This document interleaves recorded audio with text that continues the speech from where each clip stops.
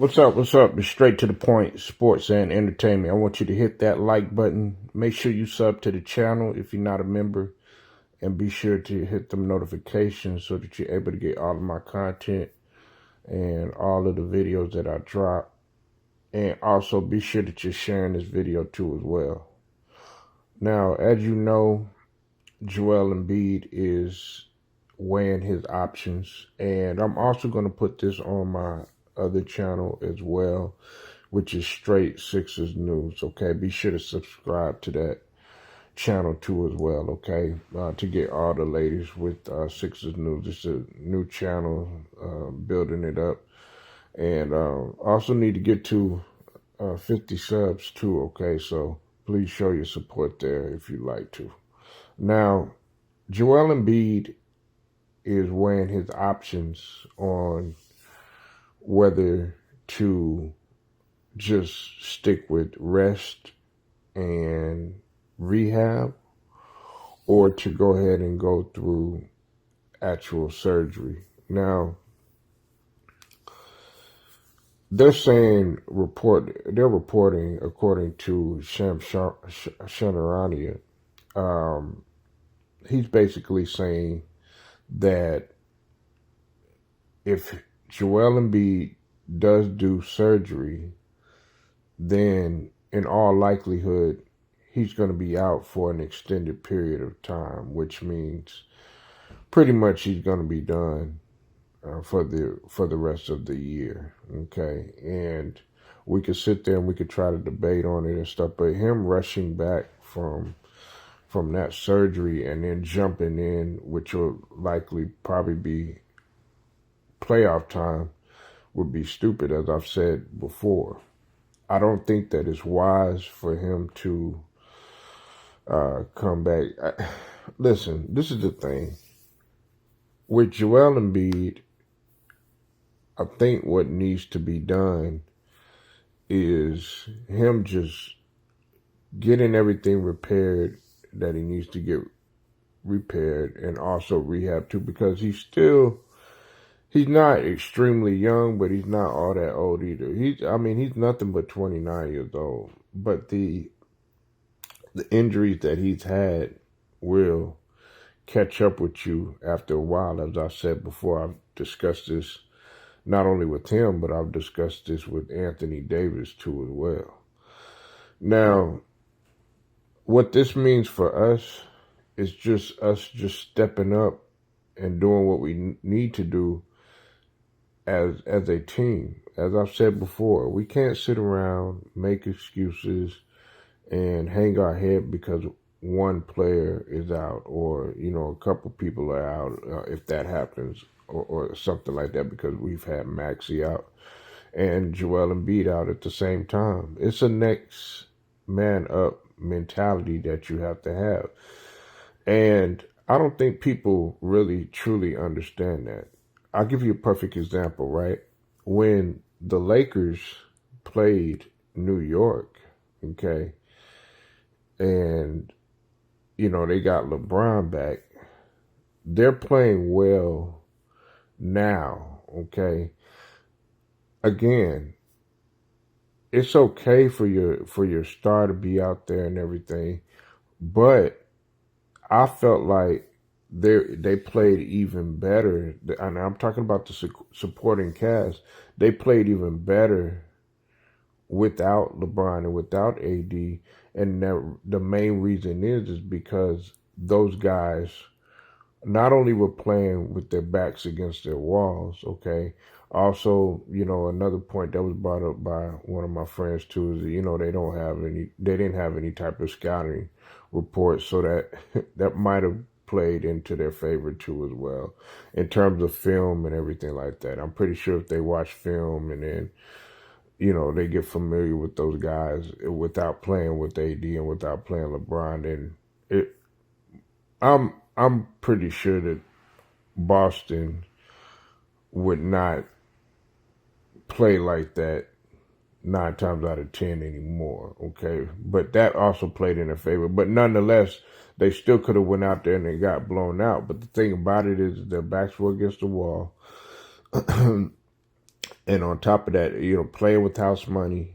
And then they really didn't have anything to lose. Now, another thing is, too, is a lot of those guys were able to have the green light, okay, and they were able to play comfortable. Well, that's the type of mentality that all of the Sixers have to have, okay, not just a guy in Tyrese Maxey or in Paul Reed, who's doing a great job too for us. Well, I feel like they could really possibly be the future of the tandem. Now, going forward with Joel's career, as I've said before, the likelihood of this guy bringing us a championship is slim to none, or just none at all. Okay, I'm just keeping it real, and I stand by that. If some people don't like how I say that, that's fine, but it's the truth. But our chances of winning the championship with a guy in Tyrese Maxey are better. Okay, has he had some knick-knack injuries here and there? Yeah, but it's nowhere near the amount of injuries at the wrong time that Joel Embiid has had, okay? And that's what we need to get through our heads. Now, coming off of Joel Embiid, I'm talking about the Philly organization would be it would be a tough task, but it's doable. Because we have to look at it from a standpoint of going forward. For the next 5 years, I would say next 4 to 5 years. And the reason is because the window for a usually a good prime is anywhere from about 24, and I would say up until about the mid 30s, around like 34. So I'm giving him 5 years. He's 29 right now. So by the time he gets 34, that'll be enough to look at and see, okay, how he's doing in his prime and stuff. So what we have to ask ourselves is, how much time will he have, and what type of window is he going to have in order to bring us a championship? Is the championship window in all likelihood that big for Joel? Because he has not gotten out of since he's been with the Sixers, he hasn't gotten out of the second round. Okay, he hasn't gotten out of the second round, nor has he even got to an Eastern Conference Finals. And I keep telling you that if somebody's gonna try to argue with me about Joel Embiid being this great scorer and talking about how he puts up buckets and all this other stuff, 9 times out of 10, you'll be able to win just a piece of that argument, okay? And just a slight bit. But what about other things? What about your success? Okay? Because there have been other scorers that have been able to get deep in the playoffs and win a championship. Okay, so you just saying that, oh yeah, he's great and MVP and all this other stuff. Yeah, that's great. You know what I'm saying? And you can go ahead and feel like you're winning when it comes to that, but you're going to get debunked each and every time in the situation, because attrition and staying healthy and being durable is very important. Okay, and it benefits the team.